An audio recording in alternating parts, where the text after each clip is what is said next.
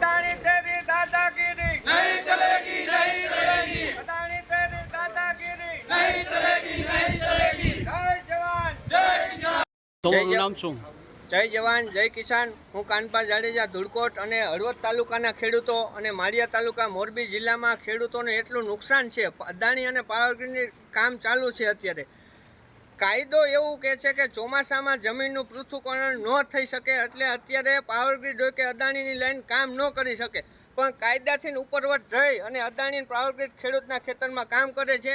એટલે અત્યારે ખેડૂત મિત્રોએ મામલતદારશ્રીને પ્રાંતમાં જણાવ્યું છે જો કામ બંધ નહીં કરો તો અત્યારે થોડીક વાર પછી અમે પોલીસ સ્ટેશને પણ આવેદન દેવા જવાના છીએ કે આ ગેરકાયદેસર જે કામ ચાલી રહ્યું છે એ બંધ કરવામાં આવે। જો બંધ કરવામાં નહીં આવે તો અમે ઉગ્ર આંદોલન કરવાના છીએ।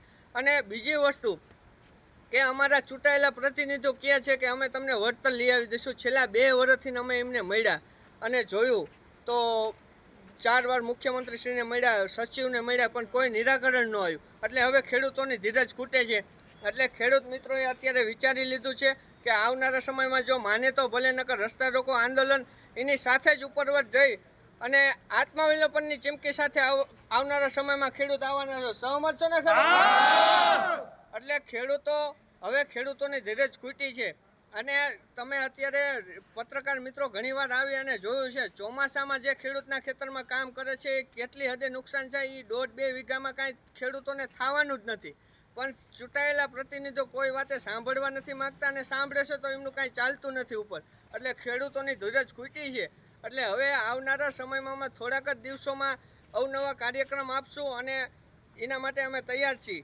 જય જવાન જય કિસાન। તમારું નામ બોલો। મારું નામ અર્જુનસિંહ જાડેજા છે, ધુડકોટ ગ્રામ પંચાયતનો સરપંચ છું। આજે દરેક હળવદ તાલુકાના દરેક ગામના ખેડૂતો એકઠા થયા છે, કારણ કે હળવદ તાલુકામાં અલગ અલગ વીજ કંપનીની કામગીરી ચાલુ છે, હેવી લાઇનની, અને એ ખેડૂતના ખેતરમાં જઈને અત્યારે મોટા પાયે ખોદકામ કરીને કામ ચાલુ કર્યું છે। અત્યારે ચોમાસાની સિઝન છે, અમે કંપનીને દરેકને કીધું કે ભાઈ અત્યારે ચોમાસા પૂરતું આ કામ તમે બંધ રાખો અને ચોમાસા પછી તમે કામ કરો। એટલે એ લોકો કોઈ ખેડૂતનું સાંભળતા નથી, જબરજસ્તી પોલીસને લઈ આવી અને કામગીરી ચાલુ કરી છે। એટલે અમે આજે મામલતદારશ્રીને બધાય ગામના ખેડૂતો ભેગા થઈને એક આવેદનપત્ર આપવા આવ્યા છીએ કે ભાઈ ચોમાસા પૂરતું હાલ પૂરતું તમે આ કામ બંધ રાખો, ચોમાસું પૂરું થઈ ગયા પછી તમે કામ ચાલુ કરો અને ખેડૂતને સાથે રાખીને એકવાર બેસાડો અને નક્કી કરો કે તમે કયા